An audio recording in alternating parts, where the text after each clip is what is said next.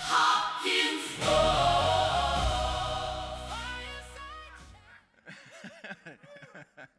It's kind of hard to top that, huh? We needed a good intro. Just, set the stage. Well, thank you all for being here today. I am extremely excited to be in the presence of so many artistic individuals, so much creativity. I'm looking forward to conversations today with you all, and also in conversation with very talented, very humble artists, and very accomplished too. So before we get into it, I was looking for a CVS receipt, honestly, because there's just so many accolades. But Time 100, Influential AI, Ebony Power 100, Ad Age Power Tech List, your Unserious album to critical acclaim, a board member of the Society for AI, I know, right? Speaker, South by Southwest, TEDx, MIT, Harvard, many more, and now here at Artists in the Machine. So, very, very excited. Yeah. Very excited to get into your creativity, your philosophy on art, where we are now in the culture, where we're going forward. So the last time we spoke was at, I guess, Adobe Max, when you had launched the BBL Drizzyverse trailer, really. Amazing use of a variety of tech and a little bit of hybrid filmmaking in there as well. So you've got a new creation that you chefed up. I guess it's the Dune trailer. So you're jailbreaking the tech, just trying to push the limits. See what you can get out of it. Just always wanting just to see how far. Very much, I guess, how I approach life creatively. It's just like you just want to see how far things can go, you know. So and you want to push it. So with this trailer, it's like a minute, but it was just I just wanted to see where some of the tools are at, and I was like, all right, could I actually, you know, make certain things and like. I use a bunch of like black actors, so just want to see if it would actually look like them. And then music-wise, like I love the score that Hans Zimmer did for the Dune 3 trailer. So I'm obsessed with Dune. I watched it 30 times. Dune 2, like obsessed. And so it's my favorite movie of all time. And I was like, I just wanted to make something interesting. All right. Yeah. Let's take a look. All right. The time has come for us to face our past and stop running from our destiny.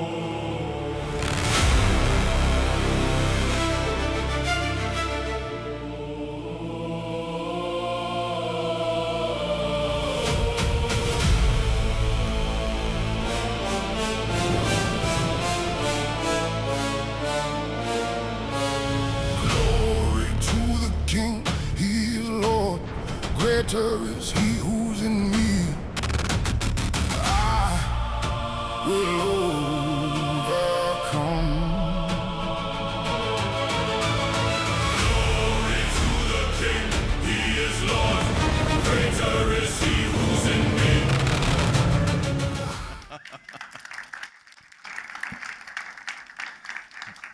Wow, that was awesome.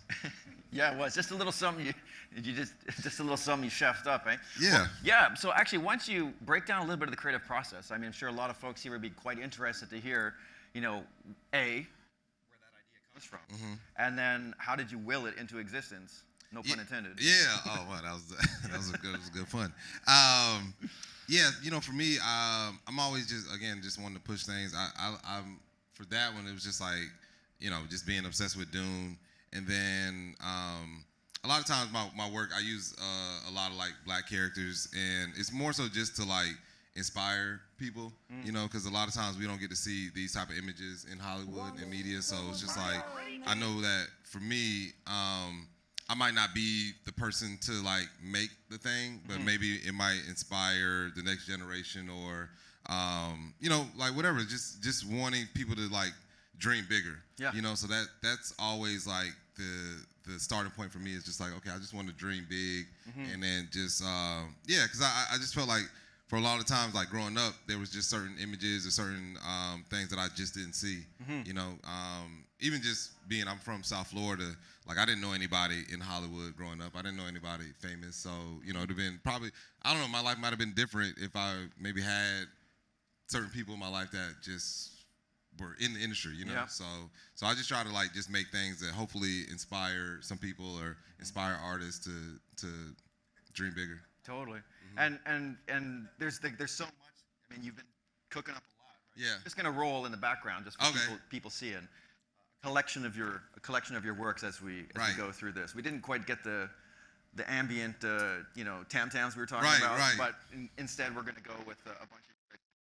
So this is a short film I made for the Just for Laughs festival, and for this one I just wanted to kind of like experiment with animation. It's about a writer's room, AI writer's room. This writer gets hired, and they require him to work with these AI bots and whatever. So I wanted to kind of just like personify the AI characters. So it's like the cartoon characters, and I did all the voices, and then just kind of like change the voices. So it turned out pretty well.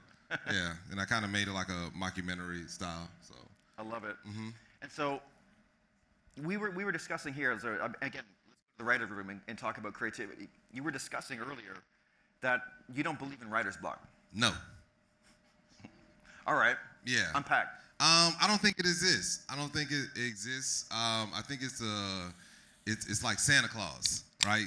And for some people, they actually believe in Santa Claus. There's probably adults right now that still believe Santa Claus exists, and he does in your imagination, right? But like with writer's block, I think the more you believe in it and the more you feed into it, the bigger hold it has on you.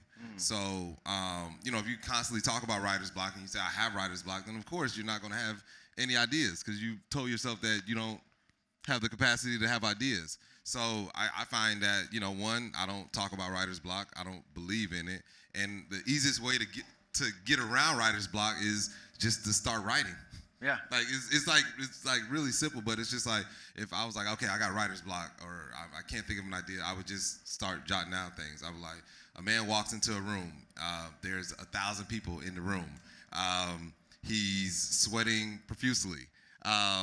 Somebody hands him a napkin. The napkin is radioactive. Like he turns into, and it's not a great story, but at least it gets the ball rolling. And then, from there the ideas will start to flow. So, it's like anything, you just have to get in motion, right? And, we were talking about it back earlier, but it's just like, I like to call myself a human doing, right? And that's a lot of times it's just like, you just have to just do things, right? And then you keep doing it, and you try to get like 1% better every time you do something, and then eventually you're like, oh wow, I'm actually kind of good, So, and a lot of this came from just learning or doing stand-up comedy, because stand-up comedy is just like you have to be comfortable sucking to get good at stand-up. So that's really how you get good at stand-up. You go on stage, you suck. You go on stage again, you suck a little less, and then you go on stage again, and you keep sucking less. Oh God, that sounds crazy.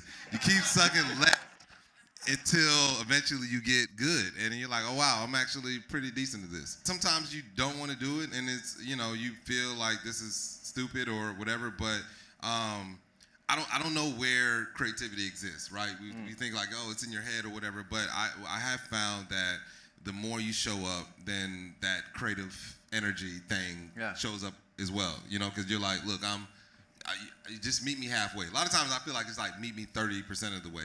But, a lot of it's just like being very intentional and just knowing that I'm going to find something. So like I'll do like a song a day. Back when I was on Clubhouse, I did an 11 episode audio drama, and I had to produce 30 pages and a production every week. And all I told myself was like, come Sunday, that's when we premiered our show at 8 p.m. I was like, I'm going to produce a show, and that's all I focus on. That's all I'm very spiritual as well, so but that's all I would visualize. It's just like, come Sunday, I would visualize the people on stage like saying like, wow, this is an amazing production, and no matter what, come Sunday, I would have a production ready, and sometimes I was hand my actors my script like an hour before we did the production. Luckily, it was on Clubhouse, so they could read it off their phones. But I just believe that, you just have to, sometimes you just have to your point, will yourself to do what you want to do. Well, one of the things I admire about you a lot is that it seems that the success and the notoriety that has come from your creativity has been a byproduct of the creative process, not like, I need to create this, I need to go and do this. Like you've just done creativity in your own way, and the rest is coming up to support you. Yeah. Which is. Yeah, I think just like, again, I think Tesla said it's like everything's like frequency, vibration, energy, and it's just like, you know, you can't. There's certain things you just can't control, right? I can't control. Like I was at Netflix as a joke. There were still Hollywood things that I just couldn't get into, you know. So, but those things, it's just like they're out of my control. What I can control is my effort, my attitude, you know, how I approach my work. So that's all I focus on. And then everything else is just, you know, it's kind of cool. Like if you get invited to things or people like what you do, like that's awesome. But if nobody liked anything that I did or I wasn't whatever I am, I would still do it, you know, like I wouldn't stop because I just enjoy the process. Like I feel, we were talking about backstage, like I just feel like a child again. Like creatively, I just feel like, wow, like the world is my canvas that I can make anything I want to make. Yeah. And so what's been, there you go, there's BBL Drizzy. Hey. Going full circle here. So what was all, you know, you've also, with your success here, you've used this as an opportunity to then pay it forward. Yep. So you've started an organization called AI and the Culture. Yep. Can you unpack that and Yeah. what it does and who you're serving and just sort of what goes on? Yeah, so, you know, when I moved to New York 2024 after going to Burning Man. Shout out to any burners in the house. Hey, what's up? And I moved out here, and, you know, I do hackathons pretty much every week. That's like my favorite thing to do. For a variety of reasons. But what I was noticing, I was like, well, you know, there's not a lot of, it felt like at the time, there was like not a lot of community for people of color to learn. And then when I would meet people, you know, they were just like, you know, they had all these negative takes on AI. And I was like, okay, so we have to kind of figure out a way to just like, you know, make this not so scary, but also educate people, you know, and I knew that AI changed my life tenfold. So I was just like, I feel like it'll do that. And my peers, it did the same for them. So I was just like, all right, well, let me just pay it forward. And that's been a labor of love. We just passed, like, we had our 1-year anniversary. We started out with the Dow Jones offered their space, and now we operate out of the Salesforce space, and all we do is like hackathons. You know, and I've been very adamant. I was like, we're not doing any panels, and no disrespect to panels, but I just felt that, you know, when you have an opportunity, you have 30, 40, 50 people, this is a great opportunity to teach them, right? Because it doesn't take, you know, AI is very much like that the Matrix, in a sense, where they were like, I don't know how to ride a motorcycle.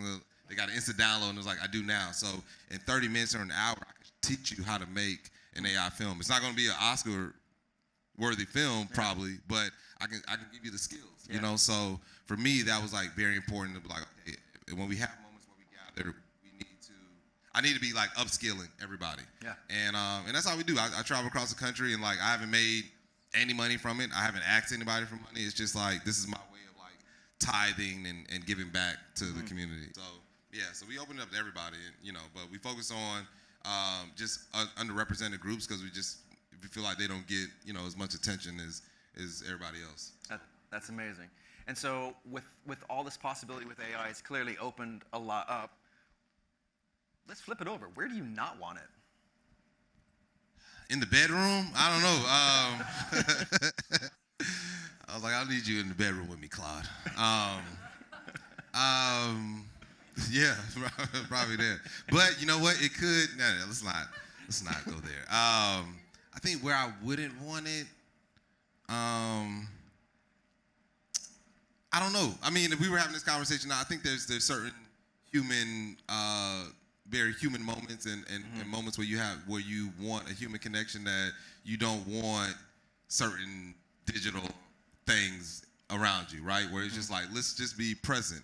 I don't need my phone. We don't need internet. Like I just got back from Summit at Sea, and it was great because I wasn't on my phone at all, right? And like I wasn't on Wi-Fi. I wasn't checking what was happening in the world. So like I think that, you know, I don't know exactly what of them, but I think I want to have moments when I can just have a real human connection, you know, without people checking their phones or, you know, us ChatGPT and something. Yeah, intentionality, making space, right? Right. Yeah. Right. So what's next?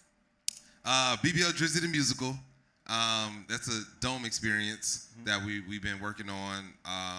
We We have an amazing team. So like I love planetariums, and I've always wanted to create narratives for planetariums. And I never thought it was possible, and AI is allowing that to be possible. And the more AI advances, like it's just like, wow, this thing is actually going to happen. And luckily, you know, the Wizard of Oz has been extremely successful at the Sphere. And because I remember when we initially started pitching, like we pitched Cosm, we actually pitched the Sphere.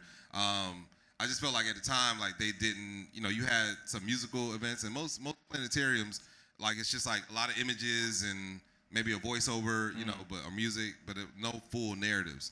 And so like that's something I'm really excited about as far as like just innovating in that space. And I think more artists are going to do that as well. And then I'm back on the road doing stand-up now, so that's really awesome. And hopefully I'm able to like innovate in that space. I don't know what that looks like yet. I got some ideas, but like I want to be able to like take stand-up to like the next level for whatever that looks like. Wow. Well, if the creative resume thus far has proven, I have no doubt that it's going to be. No, thank you, man. Yeah, it'd be really awesome, man. You know, but for me, it's really not. It's not about me, you know. Yeah. Like, it's just like I'm blessed, and I get to be a vessel to do things. But it's really just like for, I guess, generations after me, or even my peers. Like you're just like, okay, let's just see what's possible, and let's just dream big and imagine, and we do things, and then it opens it up for everybody else. Like, you know, once one person made an AI film, then everybody was like, oh, we can all make AI films, you know. So that's kind of like a big motivation for me, is just like, you know, wanting to like create spaces for other people.